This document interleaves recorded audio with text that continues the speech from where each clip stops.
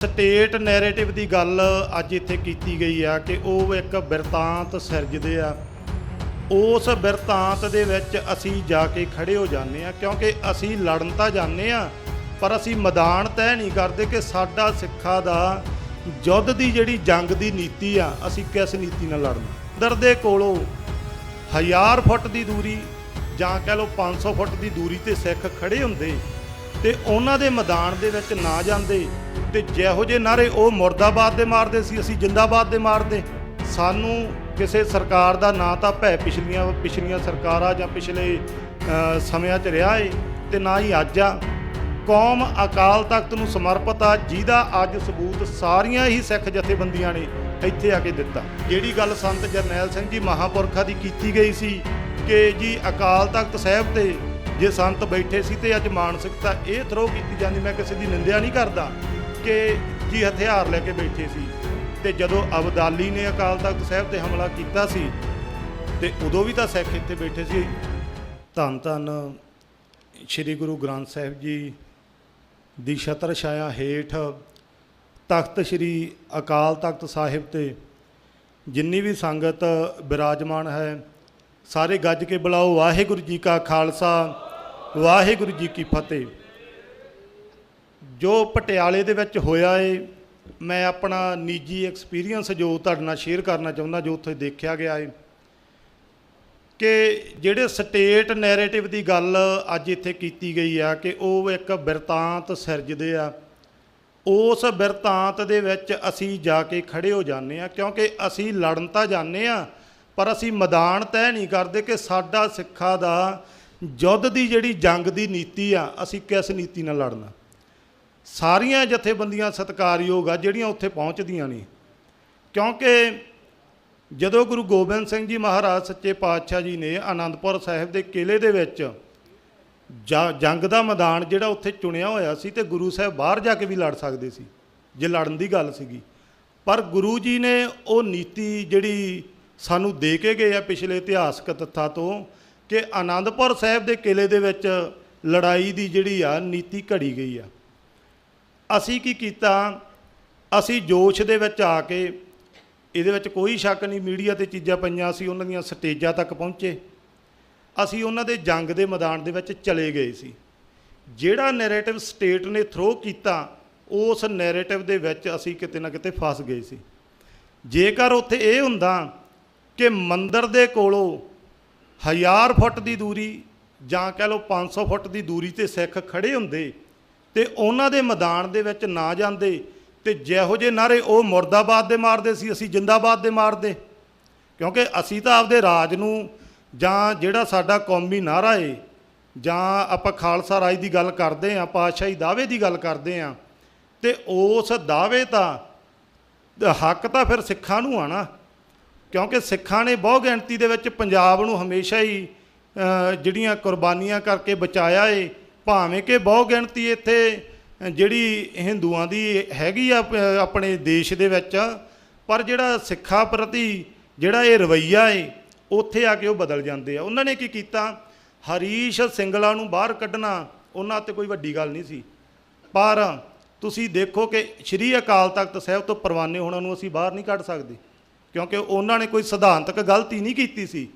ਜਿਹੜੀ ਹਰੀਸ਼ ਸਿੰਗਲੇ ਨੇ ਕੀਤੀ ਸੀ ਉਹ ਉਹਨਾਂ ਮੁਤਾਬਕ ਭੜਕਾਊ ਤੇ ਸਿਧਾਂਤਕ ਗਲਤੀ ਸੀ, ਉਹਨਾਂ ਨੇ ਕੱਢ ਕੇ ਬਾਹਰ ਮਾਰੀ।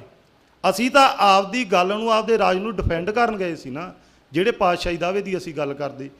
ਸੋ ਜਦੋਂ ਵੀ ਕਿਤੇ ਕਾਲ ਆਉਂਦੀ ਆ, ਸਭ ਤੋਂ ਪਹਿਲਾਂ ਜਿਵੇਂ ਦੂਜੇ ਵੀ ਬੋਲ ਕੇ ਗਏ ਸੀ ਕਿ ਸਭ ਤੋਂ ਸਰਮੌਰ ਸੰਸਥਾ ਸ਼੍ਰੀ ਅਕਾਲ ਤਖਤ ਸਾਹਿਬ ਆ।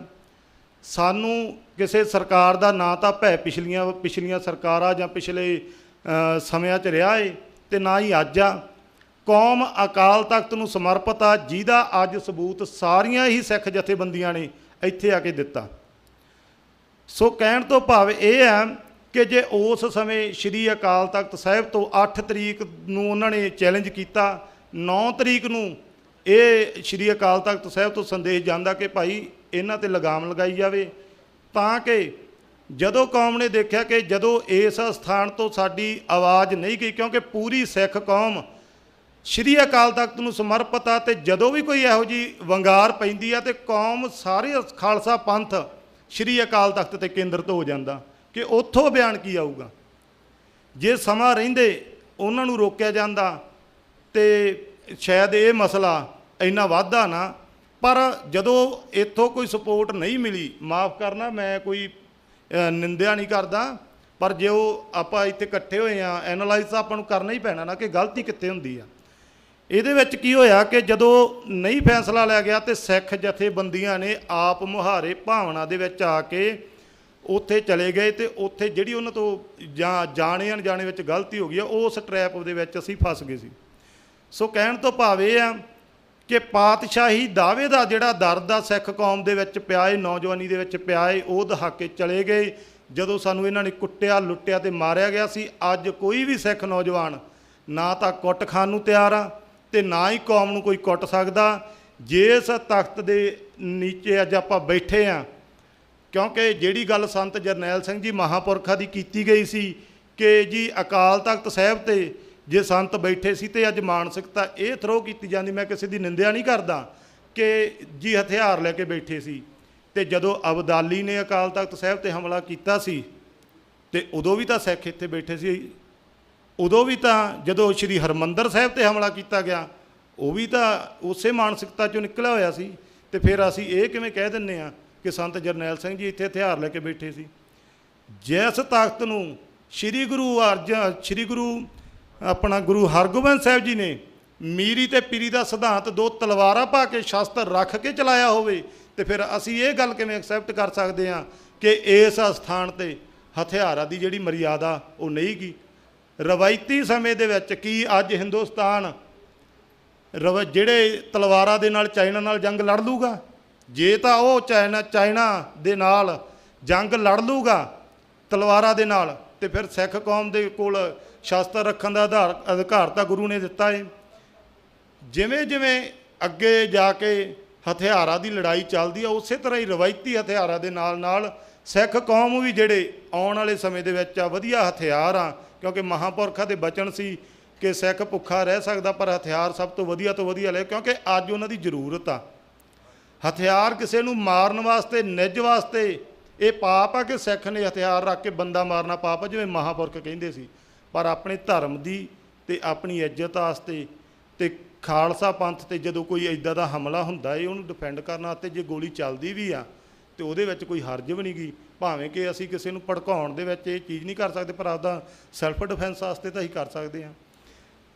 ਜਦੋਂ ਸਾਨੂੰ ਇਹ ਚੀਜ਼ਾਂ ਦਾ ਅਹਿਸਾਸ ਕਰਾਇਆ ਜਾਂਦਾ ਏ, ਉਦੋਂ ਇਹ ਤਕਰਾਰ ਵੱਧਦੇ ਆ। ਸਿੱਖ ਦਾ ਤਾਂ ਕੰਮ ਹੀ ਆ ਕਿ ਬਾਣੀ ਪੜ੍ਹਨਾ, ਅੰਮ੍ਰਿਤ ਛਕਾਉਣਾ, ਇਹ ਜਿਹੜਾ ਸਾਡਾ ਸਿਧਾਂਤ ਆ। ਤੇ ਪਾਤਸ਼ਾਹੀ ਦਾਅਵੇ ਦੇ ਜਿਹੜਾ ਦਰਦ ਆ, ਕਿਉਂਕਿ ਕੌਮ ਨੇ ਰਾਜ ਮਾਣਿਆ ਹੋਇਆ, ਜਿਹੜੇ ਤਖਤ ਦੇ ਆਪਾਂ ਅੱਜ ਬੈਠੇ ਆ ਇਕੱਤਰ ਹੋ ਕੇ, ਇਹ ਹੀ ਸਾਨੂੰ ਸਿਖਾਉਂਦਾ ਕਿ ਤੁਸੀਂ ਰਾਜ ਕੀਤਾ ਹੈ। ਹੋਰ ਵੀ ਤਖਤ ਆ, ਹੋਰ ਕੌਮਾਂ ਦੇ ਤਖਤ ਵੀ ਹੋਣਗੇ, ਪਰ ਗੁਰੂ ਨੇ 5 ਤਖਤਾਂ ਦੇ ਵਿੱਚੋਂ ਜਿਹੜਾ ਸਰਮੌਰ ਤਖਤ ਹੈ, ਭਾਵੇਂ ਕਿ 5 ਸਤਿਕਾਰਯੋਗ ਆ, ਪਰ ਸ਼੍ਰੀ ਅਕਾਲ ਤਖਤ ਸਾਹਿਬ ਨੂੰ ਜਿਹੜੀ ਗੁਰੂ ਜੀ ਨੇ ਮਰਿਆਦਾ ਚਲਾਈ ਸੀ ਸ਼ਸਤਰ ਰੱਖਣ ਦੀ ਤੇ ਵਿੱਦਿਆ ਦੇ ਅਭਿਆਸ ਦੀ, ਤੇ ਧਰਮ ਦੇ ਉੱਤੇ ਮਾਫ਼ ਕਰਨਾ, ਜਿਹੜਾ ਰਾਜਨੀਤੀ ਦੇ ਉੱਤੇ ਕੁੰਡਾ ਜਿਹੜਾ ਗੁਰੂ ਜੀ ਨੇ ਧਰਮ ਦਾ ਪਾਇਆ ਸੀ।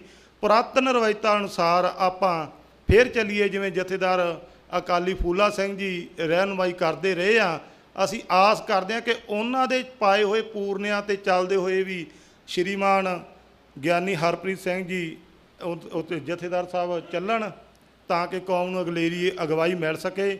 ਵਾਰਸ ਪੰਜਾਬ ਦੀ ਜਥੇਬੰਦੀ ਵੱਲੋਂ ਤੇ ਭਾਈ ਅਮਰਤਪਾਲ ਸਿੰਘ ਜੀ ਦੁਬਈ ਜੋ ਮੁੱਖ ਸੇਵਾਦਾਰ ਨੇ, ਉਹਨਾਂ ਵੱਲੋਂ ਇਹੀ ਹੈ ਕਿ ਜਦੋਂ ਵੀ ਕੌਮ ਦੀ ਇਕੱਤਰਤਾ ਦੀ ਗੱਲ ਹੋਊਗੀ, ਕਿਉਂਕਿ ਭਾਈ ਸੰਦੀਪ ਸਿੰਘ ਜੀ ਸਿੱਧੂ, ਬਾਈ ਦੀਪ ਸਿੱਧੂ, ਉਹ ਵੀ ਅਕਾਲ ਤਖਤ ਸਾਹਿਬ ਨੂੰ ਸਮਰਪਿਤ ਸੀ।